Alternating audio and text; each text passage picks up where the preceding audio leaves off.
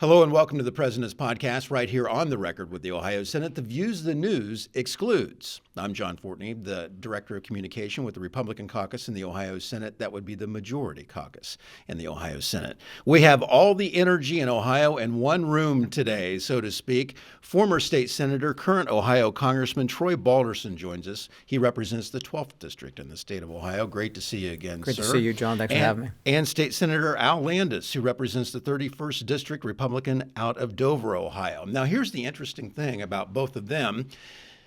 They both were the energy chairs in the House and the Senate in the Ohio General Assembly. Congressman, you were the chair of energy and was it environmental resources or natural resources? Natural resources, and they've kind of switched it back around. So it was going to be utilities. So energy and natural resources. And at the same time, Senator Landis, you were in the House and you were the chair of the Energy Committee there. Energy and natural resources also. So we're in Zanesville today, and there was a big meeting. Exactly what was the meeting focused on? Energy? All about energy. And Al and I had the opportunity to talk about it. And then our third colleague, Representative Adam Holmes, who is the chair of the House Energy Committee, was also here speaking to the business community of the Zanesville-Muskingum County Chamber. It's very interesting, too, when we look at the federal level. You are right now on the House Energy and Commerce Committee. Yes. And you are also the chair of a subcommittee. So I'm vice chair of the House Oversight Committee, but my other chairmanship is the HEAT, the House Energy Action Team. And I'll be the chairman of that committee for this Congress, which is 2 years. So it was a great honor to do that. That is under the Republican Study Committee umbrella. But it's a great organization. It was started by leader Steve Scalise back in 2010, and we have kept that going. But it's an opportunity for members of Congress to come together with stakeholders and talk about energy, talk about the energy needs, talk about what's going on out there with energy, and where we can learn as members of Congress, where we need to stay focused on and what we need to do. How important is it for the United States of America to be energy independent as we once were? It's critical, and I think Al talked about it more this morning. It's national security. So energy security is national security, and that's not just a little phrase. I mean that is truly what it is. And with China and the progress that they're making, it's even more crucial now that we are energy independent again. We are going to be energy independent again. We talked about President Trump signing the executive order for the Energy Emergency Act. We are on it, and we're going to continue moving legislation that will make sure that we are energy dominant again. And Ohio is really trying to be ahead of the curve right now with Senate Bill 2, priority piece of legislation. Tell us about Senate Bill 2 and how it really focuses on generation capacity. Well, again, thank you, John, for letting me be here today, and Congressman Balderson. We just had our first hearing recently on Senate Bill 2. It's a very comprehensive energy policy. It's something that is going to build off of what we've done in the past, and it's going to address the generation and everything in front of the meter and behind the meter and everything that we can do, because we realize, and again, Chairman Reineke, or actually President Pro Tem Reineke, has worked on this bill, and we're very excited to put it forward. In the very near future, we're going to start having proponent and opponent testimony, and we're going to play off of House Bill 15, which is over in the House. We think that what they've done over there has been very good, but we think that Senate Bill 2 is going to take it even farther. And we're getting a lot of input. We have energy producers coming in. Everybody's talking about it, everybody. Even here today, here at the Chamber in Muskingum County in Zanesville, people were coming up and they're saying, hey, we've got some things we want to talk about in Senate Bill 2.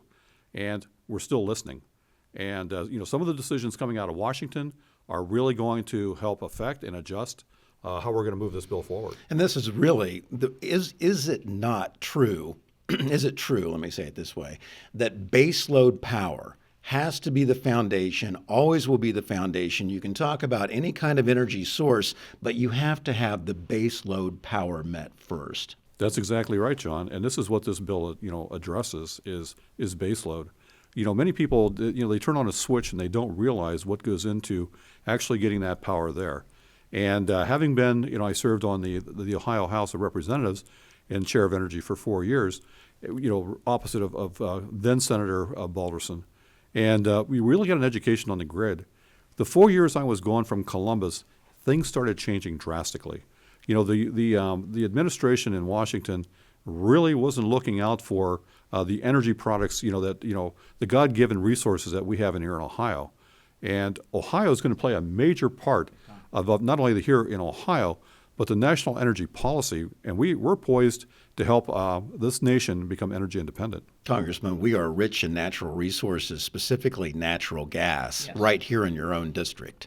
How big of a factor will that be for the generation and the baseload power? It's huge, John. And this is the interesting part. America knows that, and leaders in Congress know that, leaders in the energy industry know that. I mean, we're one of the top 3 plays in this country. And then coordinate that with Pennsylvania and West Virginia, which are bordering states of ours that also have the big energy. So we're kind of like in a tri-state area here that can provide the necessary natural gas, clean, efficient natural gas. Yeah, from Marcellus and Utica shale deposits, correct? Yes, correct. Yeah. And the technology that we have now with the hydraulic fracturing, or as people in the corporate media like to call it, fracking. Yes. They like to say it's dirty and dangerous, and that's just a far left narrative. It really is a narrative. Well, look, we have facts, we have data that can prove what natural gas has done and how it's changed the emissions here in this country. I mean, we have lowered our emissions in the United States by over 30%, more than any other countries combined. So we are very active in this. We're very conscious of what we do and when we're doing it. And, the developers of the shale understand that. I mean, we have gone, you take a time frame and going horizontal to get this natural gas and the resources. It's cut a lot of the cost, but also the technology has made it go to unheard of depths, but also going from the lateral piece. Reliable, affordable, and oh, by the way, clean. Yeah. And John, can we go back to 2011 when the energy started developing here in Ohio, and then Senator Balderson in the Senate and myself in the House, we helped craft the legislation and the policy that went into making it some of the most conservative, most stringent regulations in the country, and I think that's why we're having success. And we worked all the way back to 2011 together, and here we are. With Troy being in Congress and me vice chair in the Senate, we have never been better poised to move energy forward here in Ohio and play an impact nationally, like we are now. Not only for consumers, right? Reliable and affordable. You want to make sure the lights are on, the heat works when it's 12 degrees outside, but also for business and industry and manufacturing. Isn't that's something that makes Ohio as a state even more attractive? We talked about it this morning, John. It's just that's why everyone is coming to Ohio. They know that power is here. They know it's cost effective to be here with that. We've even, I didn't talk about it this morning, but we've got crypto mining in the 12th Congressional District. And when you say, why in the world are you doing crypto mining here in Coshocton County? The owner of the company says, because you guys have the power, you have the infrastructure in place, and it's cheap power. And you have over 100-year abundance of this power. And Ohio really is an affordable place to live when compared to places in Virginia or California, places That's like correct. that. Right. Tell me a little bit about the Grid Power Act. It stands for Guaranteeing Reliability Through Interconnection of Dispatchable Power, speeds up power projects. It addresses the log-jammed interconnection queue. That's interesting. We'll talk about that, and really focuses on the base load power. But when we talk about speeding up power projects, there seems to have been a real slowdown of a lot of these proposals that would have really addressed, I think, the base load power need. It does, John. And PJM, which is the regional transmission operator here, covers 13 states, and one of those states is Ohio. They brought attention to our energy needs about 2 years ago. So that makes it very bipartisan. They're not looking at it from a political standpoint. They're going to the suppliers and saying, we don't have enough power to keep the lights on, and we're concerned about that. And that interconnection queue that you talked about is 97% full of projects that aren't moving. Right now, they can be gridlocked now for 7 to 10 years. And we're trying to change that with the GRID Act. We're trying to get those down to less than 3 years. But most importantly is we're trying to get projects inside the queue that will be effective, dispatchable, natural gas. And that is important that we do that.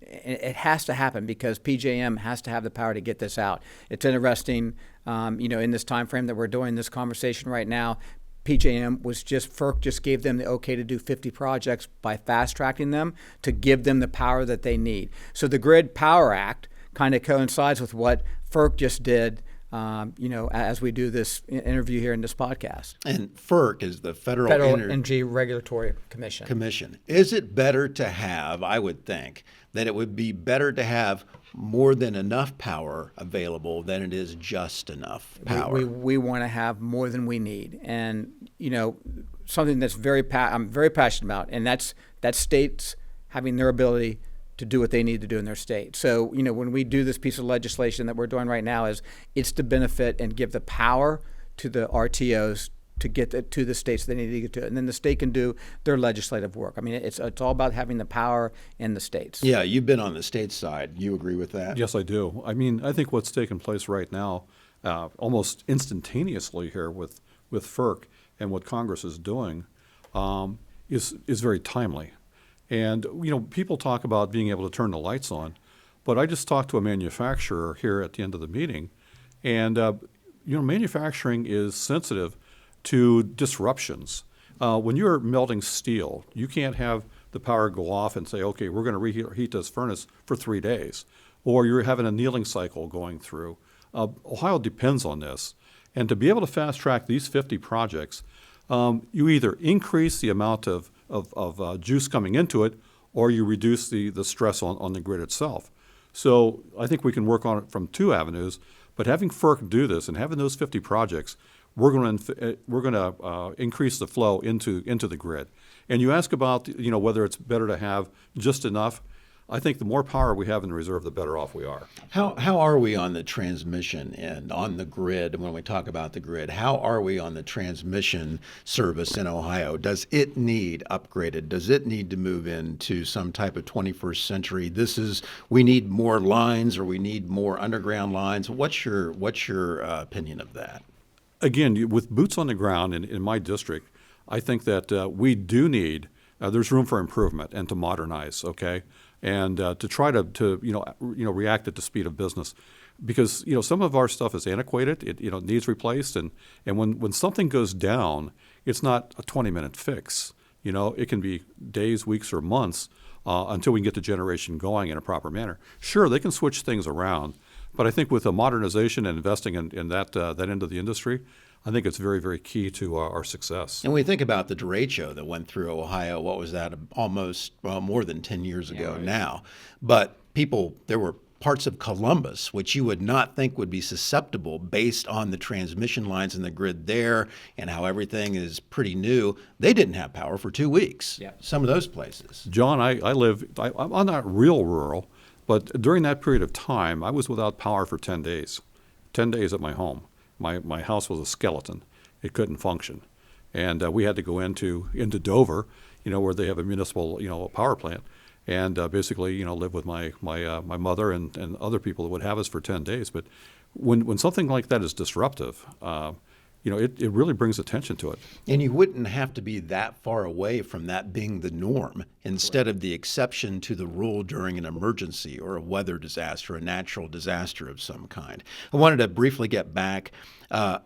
Did you sponsor a resolution, or maybe it passed, that declared natural gas as clean energy? Are you working on that? I did, and it passed last Congress. We reintroduced it this Congress, so we'll get it back through the committee, and we'll get it on the floor for passage, and we're excited about that. And look, it was brought to my attention a couple years ago.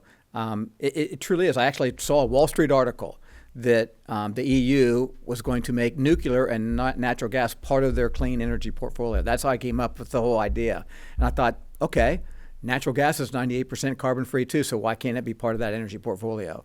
And that's kind of where that whole message took off from that, and where the idea came from. Do you think the country, based on the November election and the mandate and the message that was sent by the people to the left, and also just on simple things from, taxes, and we'll talk more about that in here just a moment, but things like climate change and environmental social governance and all these things that are left woke, far left liberal policies that are more set up to divide. And doesn't that really undermine the things that we need the most, like energy, like responsible governance? Yeah, John, it's, under this new administration, which has been very exciting 3 weeks, and I'm honored to be able to be there. But President Trump nominated Chris Wright, who's an MIT grad and a master's from MIT.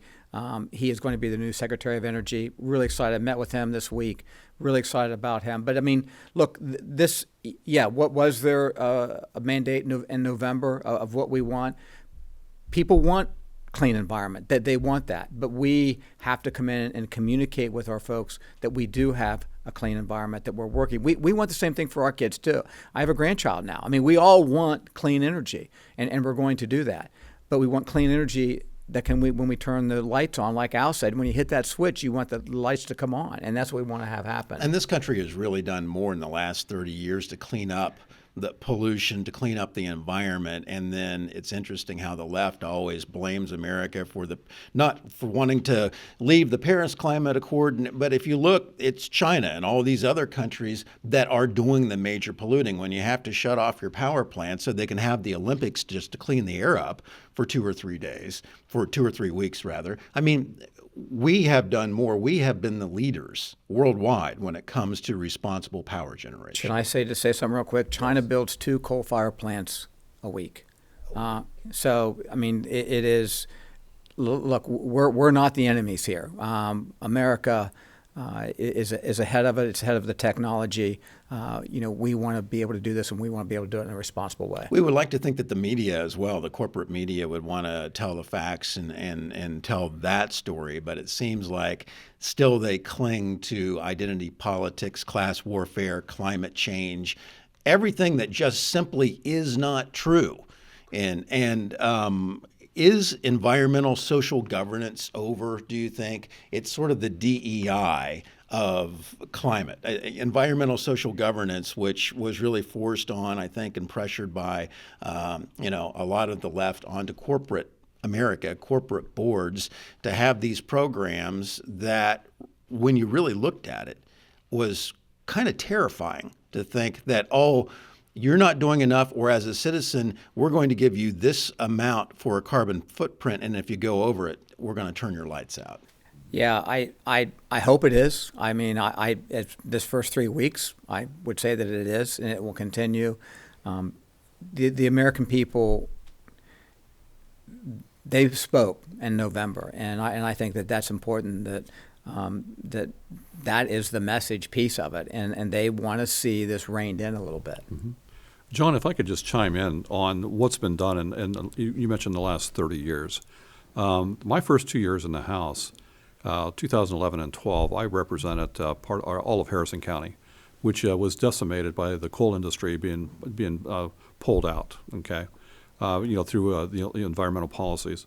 I had the opportunity for 4 years to serve on a coal association committee, and people just don't realize how much money is being invested into how to burn clean coal in Ohio and the United States. These folks are investing millions of dollars every year to try to clean up what they've been doing. And it's not only the coal association, but some of the gas suppliers are also involved in the research, trying to make sure that we have a diversified energy portfolio. To act on what you have as a deposit of natural resources that's plentiful here in Ohio. One other thing, Congressman Balderson, that passed, House Resolution 4790, prioritizing economic growth over the Woke Policies Act. That passed. I like to hear that. Look, I mean, it's kind of going back to what you said earlier. I mean, people have had enough, and they want us to get back on track as a country. They want our country to operate efficiently, and we're going to do that. And the American people want that. They expect us to do that. And I know that you're going to touch on some other things, but waste, fraud, and abuse, as you said, this whole DEI piece that's moved into the corporate world, you're seeing many corporations pull that all back. The American people want to see that pulled back. You wonder how we got here. And Senator Landis, feel free to chime in. But so you have seen a meltdown by the media again over the Department of Government Efficiency, DOGE, that is overseen by Elon Musk. Let me just read some of the things that have been uncovered by just basic accounting algorithms. Okay, these are things that you would like to know, because if you're a married couple in Ohio, you have a budget, you know exactly what you spend on groceries, you know exactly what you spend on gas, those kinds of things. Apparently, there's been a lot that the people in charge for the last 4 years have not wanted us to know. So, for example, the U.S. Agency for International Development, which is a $42 billion agency. Under the Department of Government Efficiency, it discovered there was a $1.5 million being spent on DEI training for the Serbian workforce, $70,000 for DEI musicals in Ireland, $47,000 for transgender operas in Colombia, $32,000 for a trans comic book in Peru, and $2 million. I can't believe I'm going to say this, $2 million for sex changes and activism in Guatemala. Let me also go on to say that Lee Zeldin, who is the head of the EPA, just you like confirm. him? You love like him. He's great. I served with him in Congress. He found that and canceled a contract for $50 million for Climate Justice Alliance for a Free Palestine. Also, here's one. From Health and Human Services, there were 62 contracts that were canceled for $182 million, including $168,000 for the Fauci exhibit at the NIH Museum. There were 29 DEI training grants for $101 million that were canceled as part of the Department of Education budget review. And just 2 left. $2.3 million, an NIH, National Institute of Health, contract that would inject dogs with cocaine. I mean, every line that I read, every time I look at the reports that you can basically only find, on social media through the Department of Government Efficiency on their X account, or you can find it, it's right there in black and white. And I get angrier every time I read it, because I'm thinking, you know what? You wouldn't need to be in a 24% or a 32% tax bracket. Maybe you could have a huge reducing of the tax burden and balance the budget at the federal level. What do you think about that? I couldn't agree with you more. And it's been very eye-opening of what we're seeing coming out of DOGE. Well, how angry are you? Because, as a Republican standpoint, it's about being able to have less government, more responsible spending, and trying to balance the budget, because, Senator Landis, we require a balanced budget in Ohio. Precisely. I can't say what I really want to say of how angry I am, John. It's disturbing. It's not fair. It's not right. And the American people are seeing that. We hold them accountable. They have to pay their bills. They have to balance their checkbook.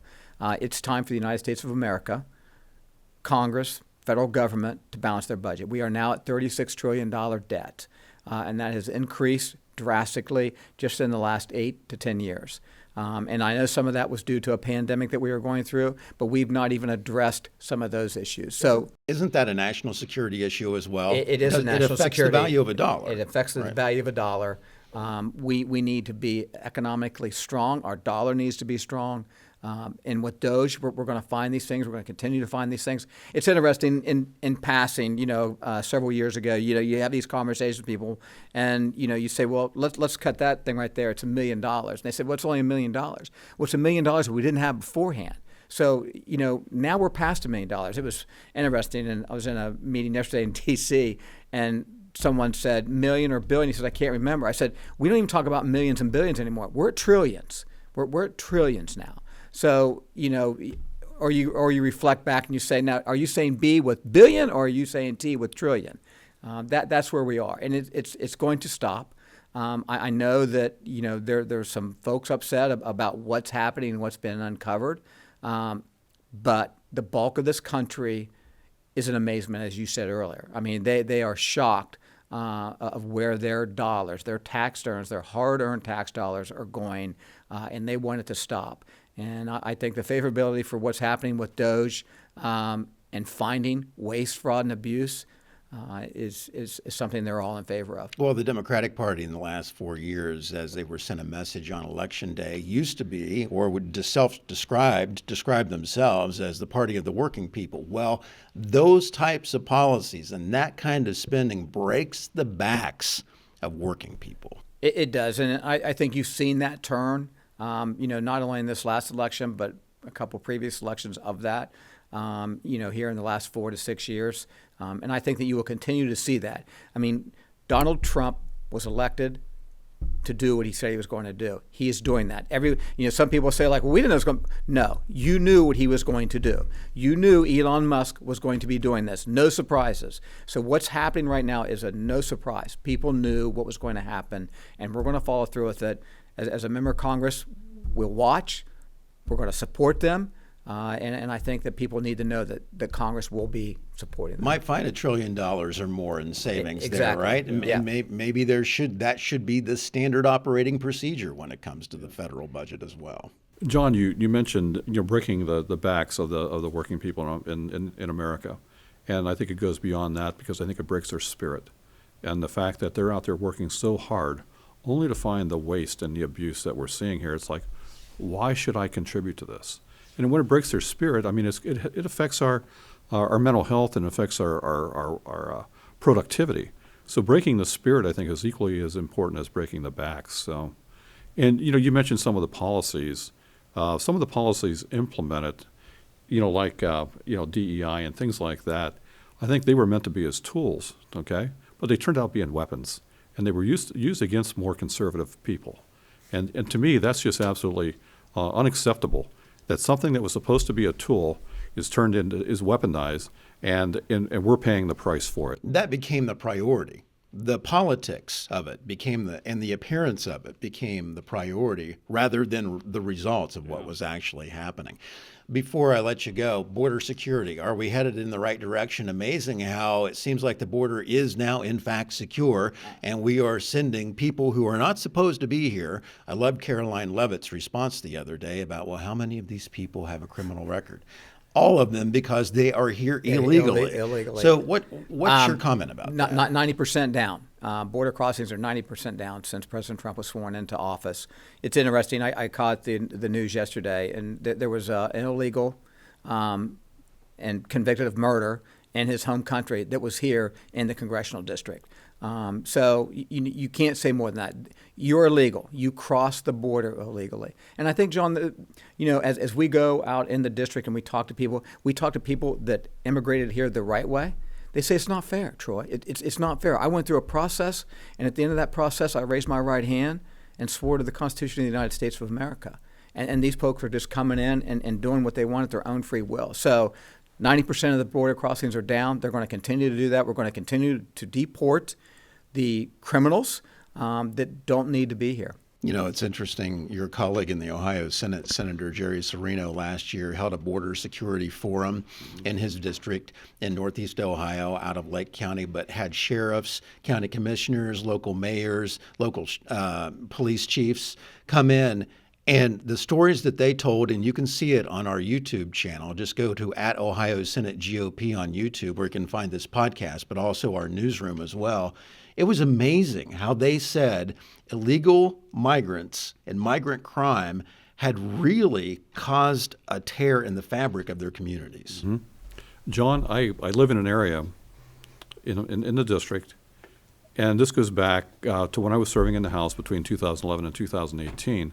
But my area had the second largest population of undocumented, unaccompanied minors in Ohio. And that's a problem. And, people on the streets were talking to me and saying, hey, we've got a problem with this house over here. There's been 30 different kids, basically trafficked through there this year. So we had the second highest population of undocumented, unaccompanied minors. What President Trump and what Congress is doing is absolutely the best thing for my area and for the rest of Ohio. So thank you for all your work. Thank you. Final thought on energy. What should we expect with Senate Bill 2 and our energy policy debate? Well, I think what you can expect is that, first of all, we're going to listen, okay? We're listening to the people that are affected by this, and it's going to affect everything from manufacturing right down to the person flipping on the light switch, okay? Bob and Betty Buckeye. Bob and Betty Buckeye. That's a great one. But again, we're going to address transmission and exploration. Basically, with the support of the administration in Washington, the power is going to be on, and we're going to keep it on. And your message from the federal level to the people in the 12th District and the people across the state of Ohio? We are going to do whatever we need to do. We're excited about this. We're excited about the opportunity to make sure that Bob and Betty Buckeye are able to turn that switch on and the lights are going to turn on. We're excited about the Grid Power Act. We have a Senate companion legislation with Senator Hovind out of North Dakota and Senator Todd Young out of Indiana. So he gets it. He's a Midwestern guy too. So we're very excited about that. And we're going to give the people power. And you have a businessman in the Oval Office who runs things based on results. Ohio Congressman Troy Balderson, State Senator Al Landis. Gentlemen, thanks so much for talking to us today. We appreciate your time. Thanks for having us, John. Thanks, John. Thanks for tuning in, and we'll see you soon.